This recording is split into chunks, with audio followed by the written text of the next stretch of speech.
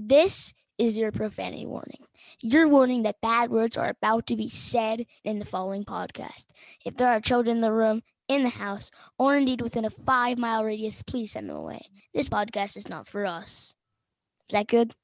Yeah, it was great. That was perfect. Okay. You should have told me, Mama. You should have told me. Oh, Lord, help the sinning woman see the sin of her days and ways. Show her that if she had remained sinless, the curse of blood would never have come on her. She may have been tempted by the Antichrist. She may have committed the sin of lustful thoughts. No, Mama. Oh, don't lie to me, Carrietta. Don't you know by now I can see inside you? I can see the sin as surely as God can. We'll pray. No. We'll pray, woman. No. Pray to Jesus for our lustful sinning souls. God visiting the curse.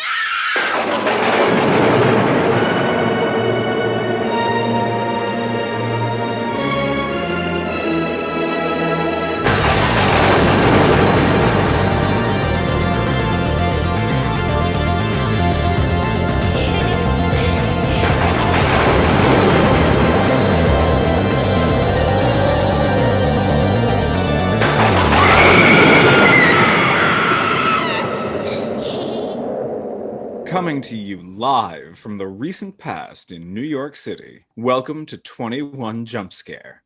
I'm Bradford Lorick. And I'm Eric Winnick. We call this podcast 21 Jump Scare because, at least for now, our plan is to only produce 21 episodes. But also because, as in a certain TV series from the late 80s, one of us is going back to school, as it were, to learn something new. And this handsome devil will be experiencing a horror film he hasn't seen yet. As assigned by a true horror snob, aficionado. So each week we bring you a film from the perspective of someone rewatching it and from the point of view of someone experiencing it for the first time, which is to say, you, Mr. Winnick. So now let us turn to this week's film, Brian De Palma's 1976 shocker, Carrie. Okay, Mr. Winnick, as our first timer, why don't you start us off with a brief synopsis? We first meet Carrie White, a poor red-headed waif, on the Bates High School volleyball court, where the ball is spiked in her face and she is generally being made fun of. The bullying continues in the next scene, in which Carrie experiences her first period in the shower of the girls' locker room, only to be screamed at by a group who throw tampons at her and shout things like, "Plug it up." At the peak of this outrage, a light blows out, seemingly due to Carrie's anger, and she is comforted by gym teacher Miss Collins, who, in an attempt to shame the girls for their treatment of Carrie, makes them do a week's worth of calisthenics during detention. This only fuels the girls' rage towards Carrie, and they begin plotting revenge on her. Meanwhile, at home, Carrie's mother, Margaret, a God-fearing woman, claims Carrie's body is unclean. Frustrated by Carrie's lack of concern, Margaret then throws Carrie into a closet and asks her to pray. Later, Carrie's anger seemingly causes a mirror to shatter, then reassemble, and she becomes obsessed with finding out the source of her telekinetic power. Determined to either help Carrie get back on her feet or set her up for the ultimate embarrassment, another student, Sue Snell, asks her jock boyfriend Tommy to ask Carrie to the prom, which he does, only to be refused by Carrie, who doesn't see herself fitting in with the other girls. Eventually, Carrie relents, accepting Tommy's offer, and begins searching for a dress for the prom. Little does she know, a surprise awaits her, as well as an opportunity to show the student body what mayhem the pent-up rage of a scorned teenager can exact. All right, so let's talk about who's in this film. Our title character, Carrie White, is played by one Sissy Spacek in all her pre-Raphaelite splendor, who looks 16 but was actually around 25 when she shot the film. This was her second big film, having made her debut in Terrence Malick's Badlands. For Carrie, Spacek did receive the first of her 6 Oscar nominations. She lost to Faye Dunaway in Network, but would win in 1981 for Coal Miner's Daughter. And Carrie's mother, Margaret White, is played to the hilt and back by the estimable Piper Laurie. She was probably best known at this point for the film The Hustler, for which she received her first of 3 Oscar nominations, her second being for Carrie. It's amazing to think that Piper Laurie lost to Beatrice Straight, who was also in Network and who was on screen for a total of like 14 seconds. But, of course, Pipes would go on to play key roles in the film Children of a Lesser God and a little TV show we like to call Twin Peaks. Bradford, I understand that you do a mean Piper Laurie impression. Would you care to grace us with a little something? At first, it was all right. We lived sinlessly. We slept in the same bed, but we never did it. That night, I saw him looking down at me that way. We got down on our knees to pray for strength. I smelled the whiskey on his breath, and he took me. He took me with the stink of the filthy roadhouse whiskey on his breath. I liked it. I liked it. With all that dirty touching and his hands up on me, all over me. I should have given you to God when you were born. I was weak and backsliding, and now the devil has come home. The devil has come home. Unbelievable. Like that? Like that, Piper Laurie? Sir, like I am so inspired. The role you were born to play, Piper Laurie as Margaret White.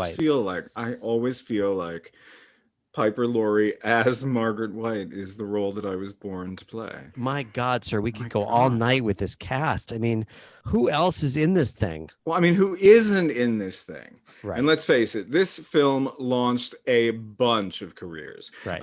Aside from Spacek and Laurie, we have Betty Buckley as Carrie's sympathetic gym teacher, Miss Collins. William Katt as the high school varsity hunk, Tommy Ross. Amy Irving is Tommy's girlfriend, the conflicted Sue Snell. Or is she?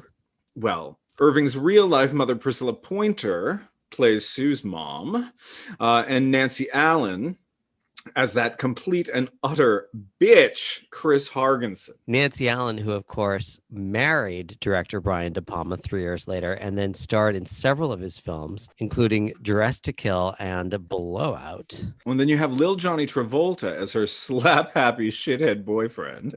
PJ Souls is Chris's bitchy friend Norma in her little red goddamn baseball cap. And, of course, Edie McClurg, a young, nubile Edie McClurg 10 years before she pulled pencils out of her hair in Ferris Bueller's Day Off. He's a righteous dude. All the motorheads, dweebies. Speaking of righteous dudes, the director of this extravaganza is none other than the aforementioned Brian De Palma, who at this point was probably best known for Sisters, Obsession, Phantom of the Paradise, and a little gem we theater kids like to call Dionysus in '69. Bradford, tell us about your experience with any one of these films. Oh my God. Okay. I love Sisters. I love the look and the story of Sisters so much. I think Margot Kidder, pre-discovery under a hedge, cutting her own hair and eating it or whatever. I mean, look, long may she wave. I mean, it's not funny, but... Yeah, it's not funny. What are you going to do? I mean, you're going to cry? I love Sisters. I love the dialogue. There's a crazy, like madhouse sequence. There's an incredible conversation that happens on the phone that I can't even begin to describe. It's so genius. It's Sisters is just great. Oh God, like a psychosexual nightmare, which is basically the description of every Brian De Palma film, Carrie included. So this really was the film that launched De Palma's career, which I would say peaked with The Untouchables in 1987, but he had some other high points like Mission Impossible in 1996 and some really, really low points like The Bonfire of the Vanities in 1990. Brief side note, I would like to encourage anyone who likes De Palma or who's even heard of De Palma to check out the film about him that was made by Jake Paltrow and Noah Baumbach. It is really, really good. Also, I'm a huge fan of De Parma, Aqua De Parma. I think we should get them to be sponsors of this little podcast. I think it's a great idea. Product. I think it's a terrific idea. The screenwriter on this guy was Lawrence D. Cohen. based on the novel, of course, by Stephen King. Maybe you've heard of him. Cohen would go on to write the screenplays for the film Ghost Story, and a couple King adaptations for TV, including the miniseries It. So how'd this film do, Bradford? So, from what I could gather from my guy on the inside, Mr. IMDb, this film was made for a mere $1.8 million and grossed $33.8 million in the US, which was not a bad haul for 1976.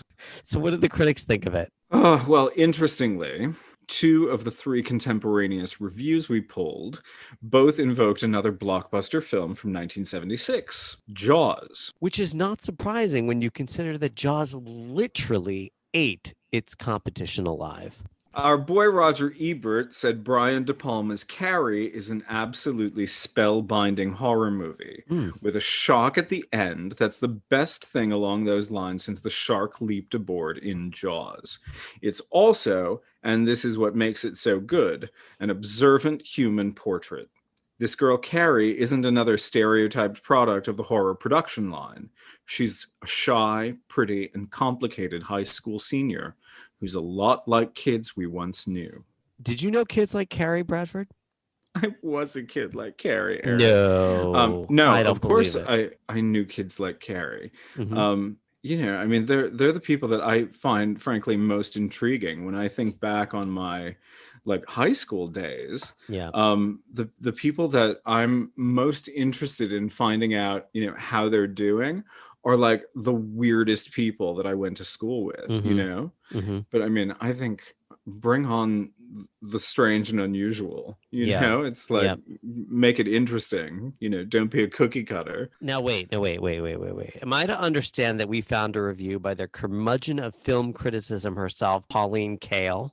Her Royal Highness, we did indeed. And guess what? What? She loved it. No. She loved it. No, she did not. Kael was writing in the New Yorker, called Carrie a terrifyingly lyrical thriller. The director, Brian De Palma, has mastered a teasing style, a perverse mixture of comedy and horror and tension, like that of Hitchcock or Polanski, but with a lulling sensuousness. He builds our apprehensions languorously, softening us up for the kill. You know you're being manipulated, but he works in such a literal way and with so much candor that you have the pleasure of observing how he affects your susceptibilities even while you're going into shock. We come out of a movie like Carrie as we did out of Jaws, laughing at our own childishness. It's like watching our team win a ball game. We're almost embarrassed at how bracing it is. So Richard Eder in the New York Times did not reference Jaws, but he used this bizarre metaphor to describe the film, which he liked but didn't love. He said, Carrie is an elegant box lunch that got dropped. The wine is all over the rolls, caviar is embedded in the turkey, and there's lettuce in the mousse. It's a mess with bits of salvage floating usefully around it. The newest film by Brian De Palma, who is often wrong but not dull. Carrie is billed as a horror movie, but it is sometimes funny in a puzzling kind of way. It is generally overwrought in an irritating kind of way, and once in a while it is inappropriately touching. It isn't frightening at all until the very end, and then it is briefly extremely frightening. Question, Bradford, does inappropriately touching mean someone is being touched inappropriately? I don't know about touching, Mr. Winnick, but I do know there's some inappropriate slapping. We'll get to it. So now's about the time that we need to issue a full spoiler alert. Oh, yes. We will be spoiling this film completely and utterly. If you have not seen this film and plan to, please watch the film and then come back and listen to the rest of the episode. Carrie. Hey, Carrie, what's the matter? What happened? Nothing. Was it one of the girls? Look, did one of the girls do something to you? No. Well, what is it then? You can trust me, you know that? Did you tell me? I got invited to the prom. That's great. That's fantastic. So what are you down here moping around for? All right. So how did you first hear about this film, Bradford, and where did you see it? Carrie is like, I don't know how I became aware of it. I feel like I've just always known it, you know? And the first time I ever saw it, it had to be on television. Because I don't think I ever rented Carrie. It was not one that like immediately appealed to me. Like the book was not a Stephen King book that immediately leapt out to me to want to read. I don't know. I guess I just knew about it from going to the video store. And of course, as I got older, I learned about it through, you know, just reading and digesting everything I could about scary movies, which I enjoyed so much. So yeah, I've just kind of always known it and kind of saw it organically when it was on television. And why did you choose this film of all films for our curriculum? Oh, because it's canonical. You know, I mean, it's got phenomenal reputation. It was nominated for 2 Academy Awards. And I mean, it's an exceptionally well executed horror movie from a great period in horror movie making. So, I mean, you were seeing Carrie for the first time, which I find unbelievable that you've made it this far in your life without having seen Carrie. So tell me what you thought of this film, sir. Okay, I'm gonna put this briefly, and then we can sort of launch into the bits and pieces that work and don't work. But I'm just gonna say this: I absolutely hated the first hour and 10 minutes of this film. I was appalled at how bad it was. Performances aside, I just thought it was sloppy. The last 20 minutes of this film are pure genius and redeem every aspect of this film. I would say the first hour and 10 minutes of this film are a setup for the prom scene, which, as I've said, is just masterful. That's my response. I mean, I just felt it was a great ending of a not so great film. Retrospectively, even, you don't feel like the sort of laissez-faire approach to storytelling that you experienced in the first sort of hour 15, all of that time was earned by the ending? I mean, you know, I think that's an interesting question. Like the idea of like, can a film be saved by the end? You know, if the first part of a film doesn't work and then the end of it just like sticks the landing, does it make the whole experience worthwhile? I would say yes and no. I mean, within the first hour and 10 minutes, there were parts that I felt were so embarrassingly bad that I was just sort of in shock.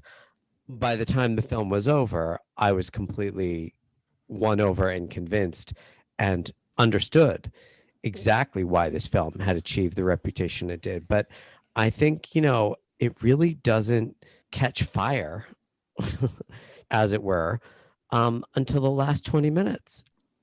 Okay, so then let's get kind of specific about the other parts of this film that really do work for you.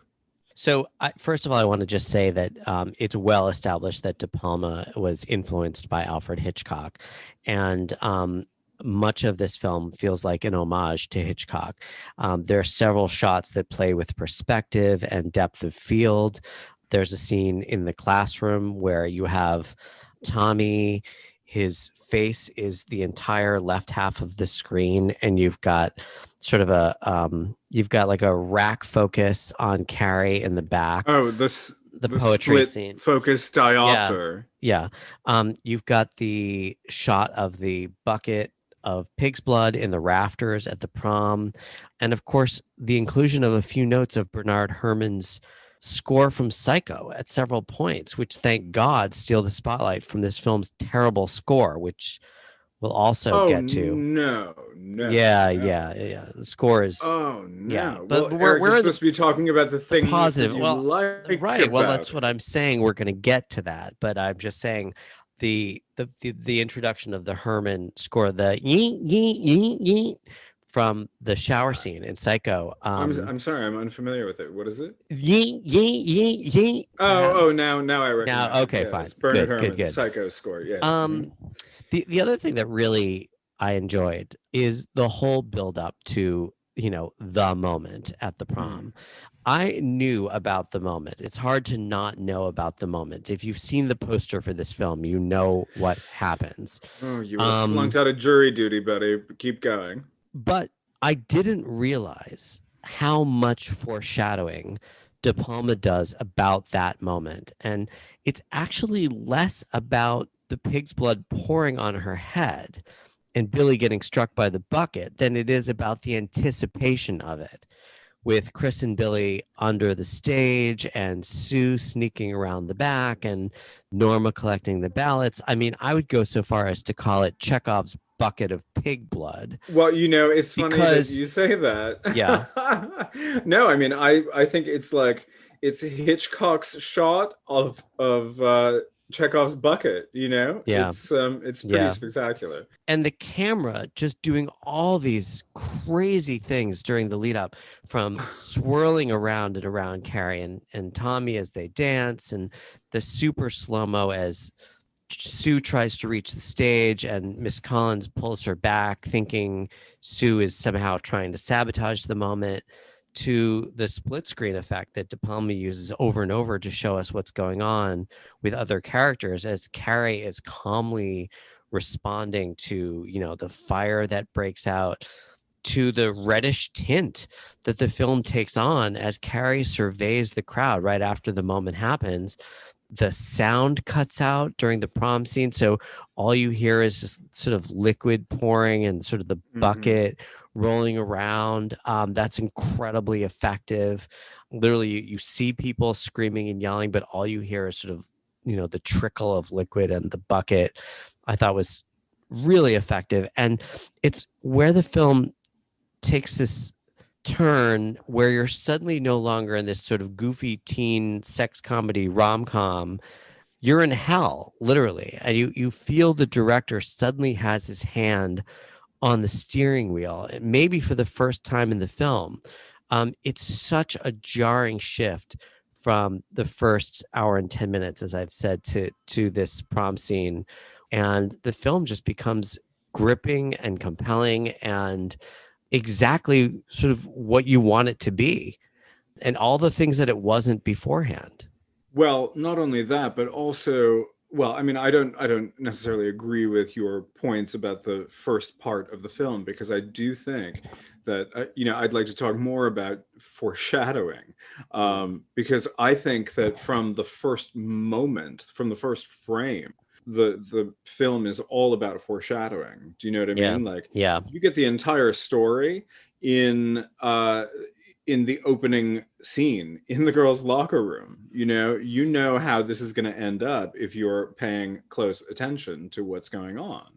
I think the sort of the steam, the mist in the shower scene kind of invades the frame and never goes away for the entire film. Do you know what I mean? Shot with this hazy atmosphere, this dream-like quality the whole way through. Frankly, it also has the effect of making it feel a little bit like an after-school special until, it goes entirely off the rails and it can never return, which is kind of the moments that you're talking about. Right. It does look like it was shot through gauze at several points in the film. And it reminded me of the end scene of Nightmare on Elm Street, that enigmatic end scene, which also looks like it's shot through gauze. And you have the wisps of mist coming in on the side, and you don't know whether that's a dream or real. So it was interesting to see that here. And I also think that the lighting, once you get into the kind of third act, once you're in prom mode, it's got a really kind of giallo kind of fairy tale feeling, I think. The prom is super saturated. There's color everywhere.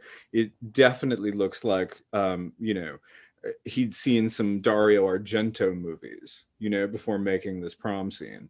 And this kind of dreamlike approach to everything. You know, for the entire film, it's like steam or fog or mist or, you know, atmosphere of some kind is like employed, you know, to make, I don't know, each individual viewer's own, like, oh my God, I'm back in high school nightmare, you know? Yeah, I mean, I can sort of see the bookending of this I mean, film. her becoming a woman is like the motor of the entire story, you know? Sure. It's these like two kind of moments of baptism in blood, you know?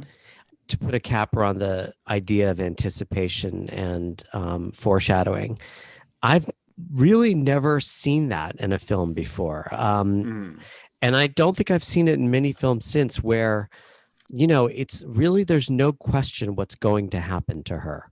There's no question at all. We know, I mean, we've seen Travolta and Nancy Allen go to the farm. We've seen him kill the pig. We see him rigging the bucket in the rafters. We see them under the stage where she's got her hand on the rope. We even see Sue Snell noticing it and, you know, walking around the stage. I mean, it's like that's the thing that I didn't understand about this film, is that I thought it was going to be a surprise. It was anything but a surprise. It is telescoped way, way before it happens, and it becomes about waiting for the moment. And that's interesting to me. Well, I mean, it has become that, right? I mean, like, it didn't start out, right? I mean, like... Well, I don't know. I mean, the thing is, it seems very deliberate on his part. That, I mean, he could have made it a complete surprise, but he didn't. Every aspect of setting up that humiliation is seen in detail right up to the moment it happens. But I mean, I think that last bit, you know, the sort of like from the post crowning, you know, I mean, it's like looking at proto De Palma tricks from here on out. Do you know, it's like split screens and frame swapping and everything's ratcheting up, you know, the tension through increasingly like Rube Goldberg method. That doesn't happen until after the moment where the bucket falls. I mean, that's when he starts bringing in the split screen. Exactly. Where you've got her on one side wide-eyed, you know, just covered in the blood. And then just at one point, she'll just jerk her head up or in a different direction and something happens, like something blows up or the fire hose starts spraying around and hitting PJ Souls in the head, which really happened, and sent her to the hospital. You know, not that I did any research on this film whatsoever, but, you know, that's where the camera tricks come in terms of the split screen. I mean, what he's done beforehand is that spinning camera sequence with Carrie and Tommy, where the camera just starts whirling around faster and faster and faster in the opposite direction to the way that they're going. Exactly. And that's cool too. And that's part of the whole sort of, you know, set piece of the prom. But I mean, I do think that a lot of those techniques, you know, are our understanding that Carrie is kind of being reborn in blood and in fire in this moment. Do you know what I mean? And she looks, I think, as you see her, you know, causing all of this mayhem to happen, you know, she kind of looks like a newborn or like a burn victim or, you know, a flayed body. You know, her face is like a skull, you know, as she's walking home after the prom, you know, and it's like Carrie White has kind of like come into the full possession of her, you know, psychic telekinetic powers, right? Yeah, we're going to talk about that walk a little bit later in the awards section, because I actually loved that sequence, that whole sequence of walking off the stage and walking home and Chris and Billy hurtling towards her in their car, and the way she just destroys them with a look is so good. It's so good. It's sort of like that modern dance moment in the middle of the road, right? She's so good in this film. I mean, and she's good in the whole film, but like she really is just astonishing in that from that prom scene on.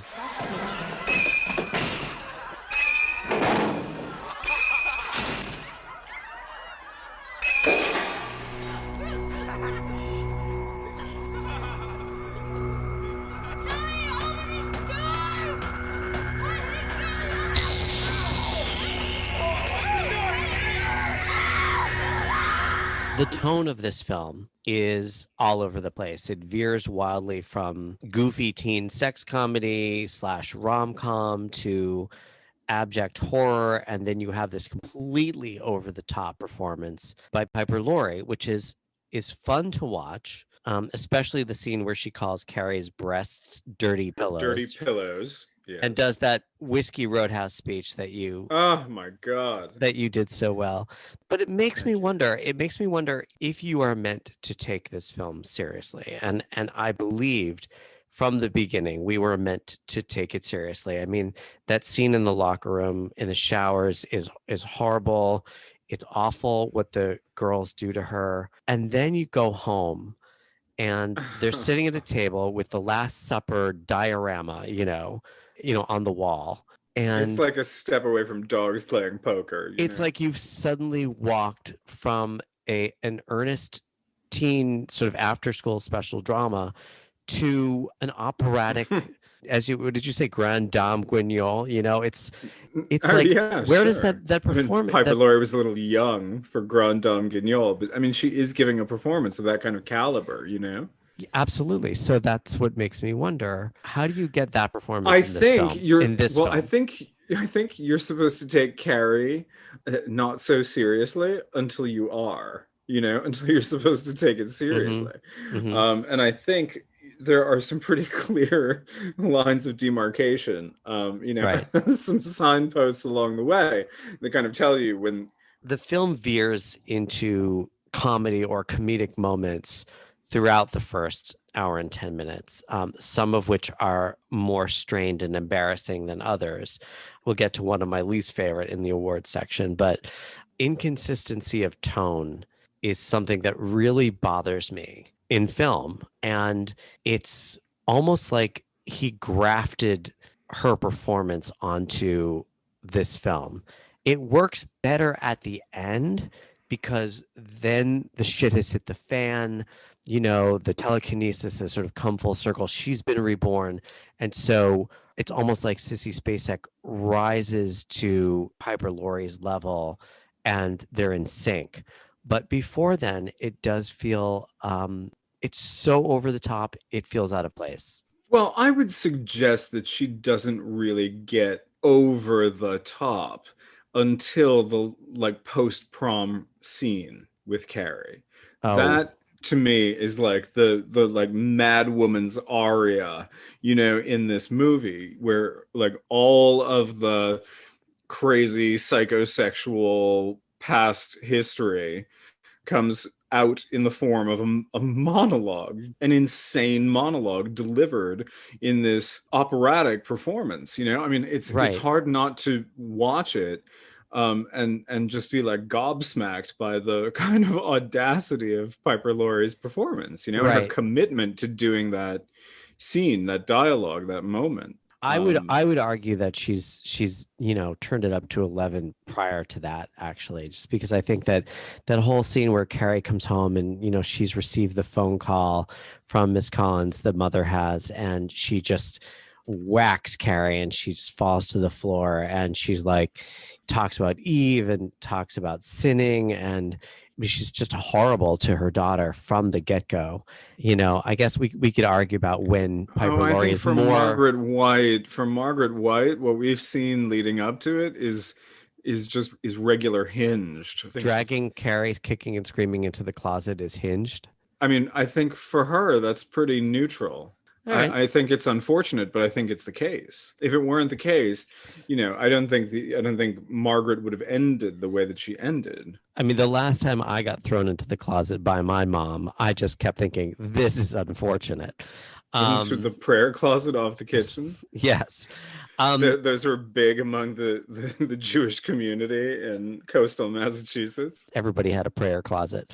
So the next question is, how in on the plot to humiliate Carrie are Sue and Tommy? In the scene in which they are questioned by Miss Collins, Tommy has this stupid grin on his face, which made me think that they were totally in on it. And this guy's a terrible liar. Then at the prom, he seems so earnestly into her. I was like, he's not that good an actor, as a character to be able to convince her of this. So that's my first question. How in on the plot do you feel Sue and Tommy are? And then at what point do you feel Sue has a change of heart? Because remember, Sue is one of the girls in the beginning who's throwing feminine hygiene products at Carrie in the shower. Talk to me about how in on the plot you feel those two are and where Sue's change of heart happens. I don't think they're in on the plot. I think Chris is so shifty. She'd be smart enough not to involve other liabilities in her plot to get even with Carrie. So I think potentially she would expect that Tommy wouldn't be such a great wouldn't be so great at keeping up the character, and might have not included him in the planning. So I think it's possible. I think Sue really seems like she cares about Carrie. If we take anything from her sort of like development over the course of the film, what happens in those last moments. I think she's trying her damnedest to sort of like stop what she knows is probably inevitable. What we know is inevitable, right? So we're meant to believe that Sue basically cooks up this plot to make Carrie feel better by having her boyfriend invite Carrie to the prom out of some kind of altruistic motive. And then Tommy is there at the prom, and he actually seems to be, I don't know if the word is enjoying himself, but the way he's looking at Carrie, I mean, she looks gorgeous. Sissy Spacek was absolutely stunning in this film, and especially in that scene. And William Katt is, the blonde god that he is. I mean, they are really just unbelievably beautiful characters. Is he into her? I mean, is he like falling for her in that scene, or is he just like doing it as a friend? I was a little bit confused. I don't know the answer to that, Eric. I don't know.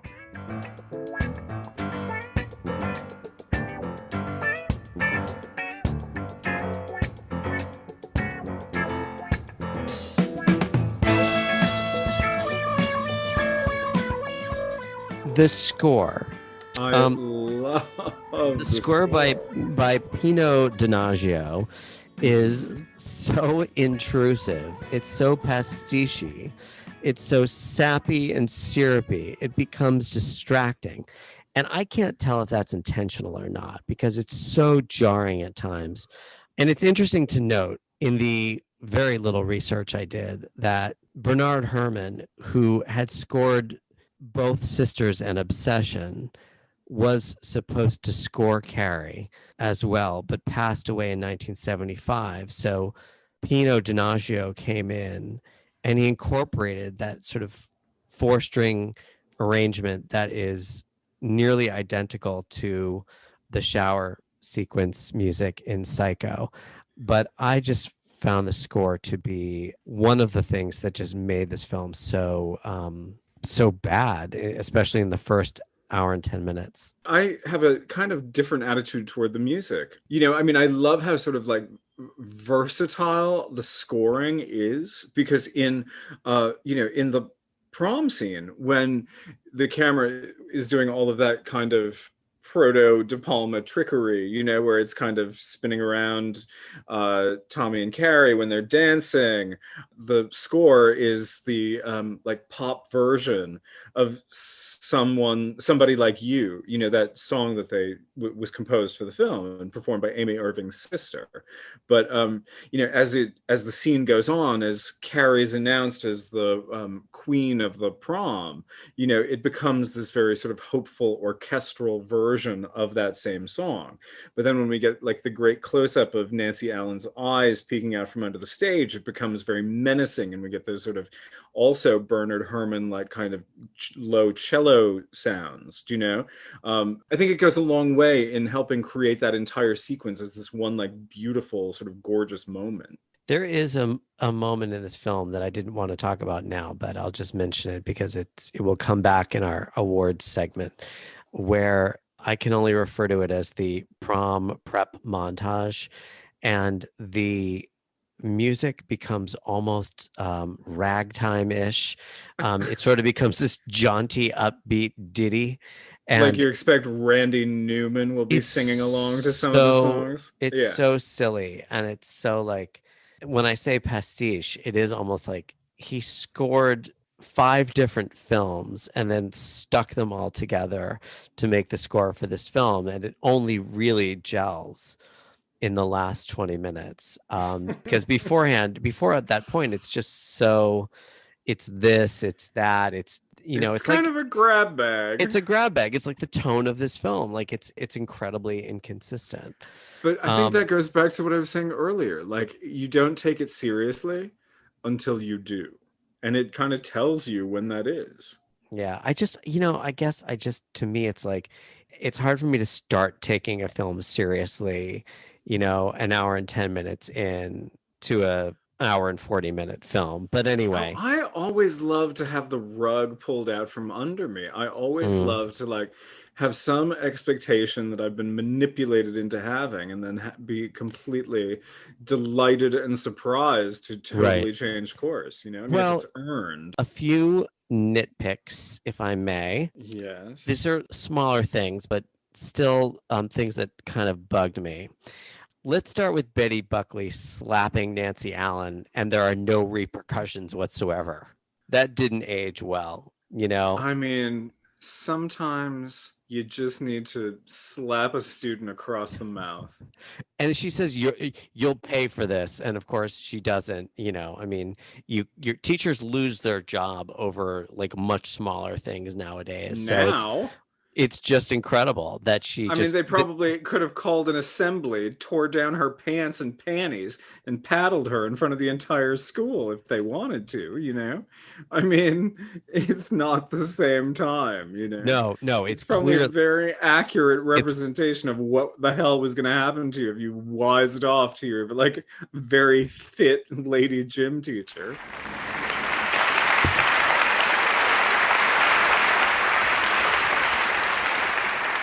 And the winner is, well, the time has come. Thank you, Barbara. And now it's time for the awards segment of our show, in which we give out prizes for the scenes and characters that we think made this such a memorable film. Let's start with our first award, the Tom Six Award for Most Disturbing Scene. Bradford, what do you got? This is really tough because, I mean, I think there's an obvious answer, and I think that there's a less obvious answer. And I think that the most disturbing scene is the last major scene of the movie. It's when Carrie and her mother have their final showdown after the prom. And there are great moments of like exceptional filmmaking at the prom, but as far as most disturbing scene, I think it's the mother-daughter relationship between Margaret and Carrie at the end of the film.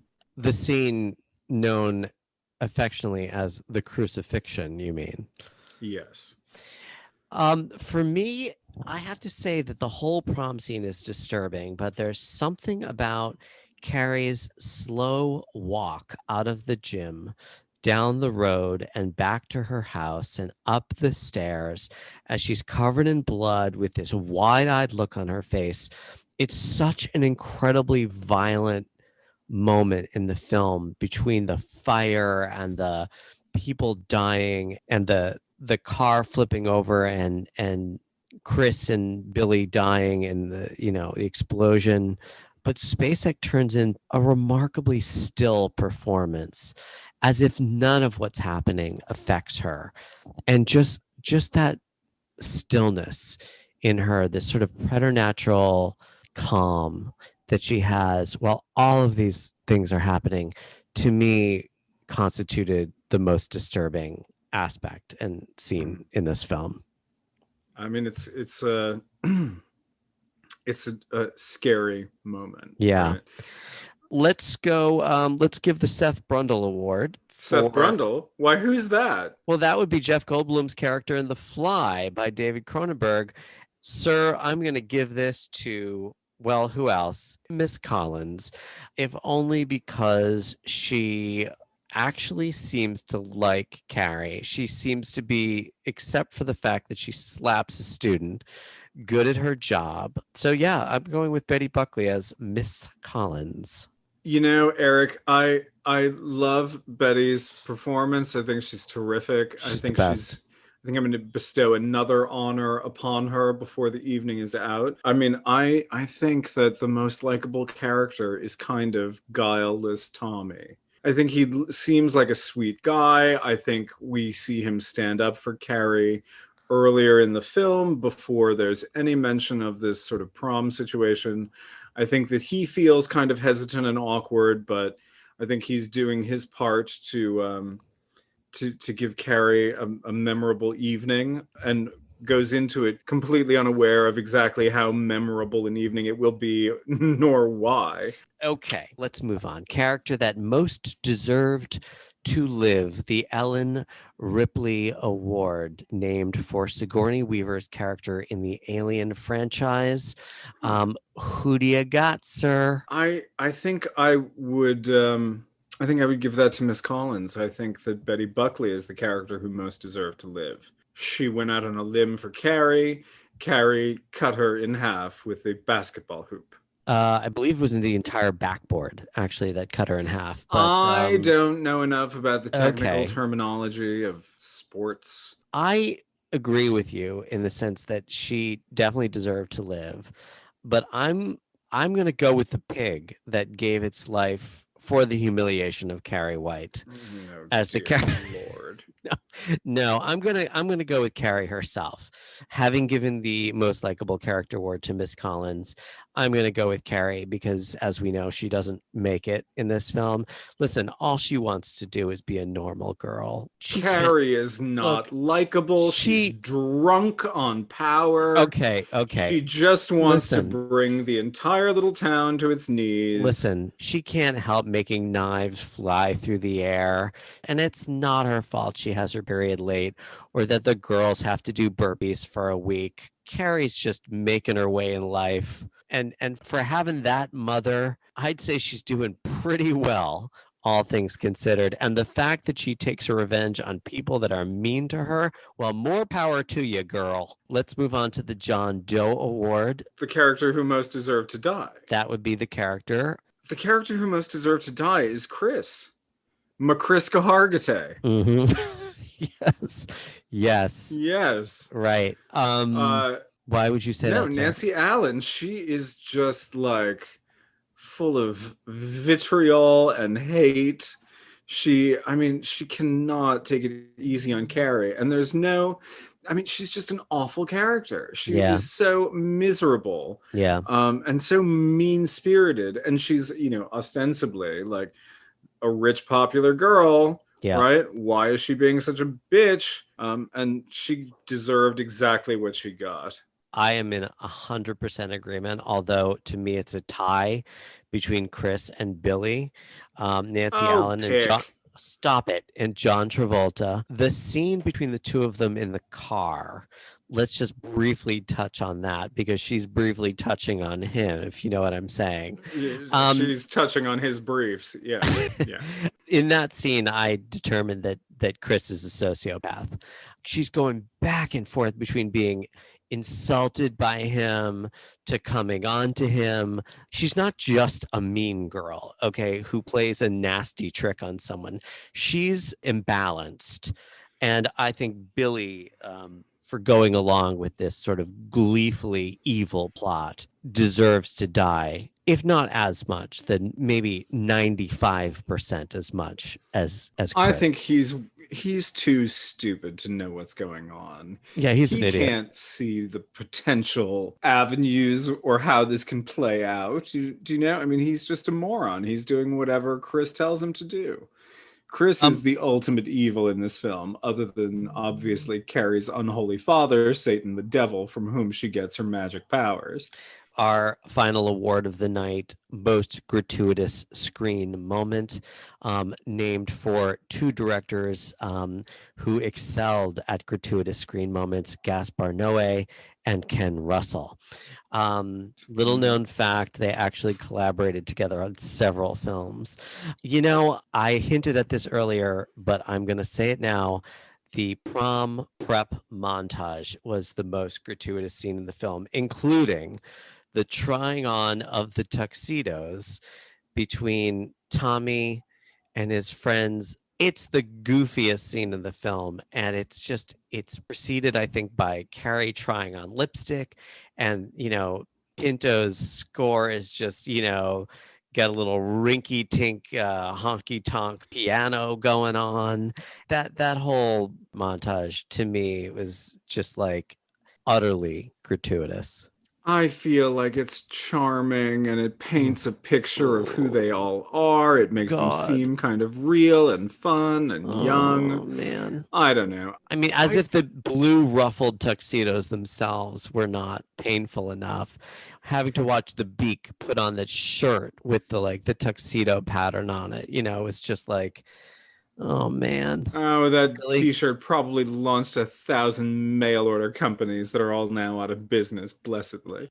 There are multiple instances of events that are set in motion at the beginning of the film that kind of play out in spectacular fashion as we go, right? It feels like becoming a woman in the shower at school, kicks over a maze of dominoes that doesn't stop until everybody's dead. Okay, so you were gonna pass on this award. I'm gonna pass on that award, yeah. But I really have a special place in my heart for this one. Take us out, sir. Well, we hope you enjoyed this podcast. And if you do, please give us a rating on iTunes. Tell your friends and subscribe. And be sure to check out additional information on our website, 21jumpscare.com. Our theme music is by Sir Cupworth. How can our audience find you online, Mr. Winnick? Well, I don't know why you'd want to, but if you are really dying to read my one-line reviews of films like Carrie, you can find them at letterboxd.com. You can find me retweeting smarter people than myself at twitter.com. Thanks for joining us, folks. We'll see you next time at the internet's latest address for horror, 21 Jump Scare.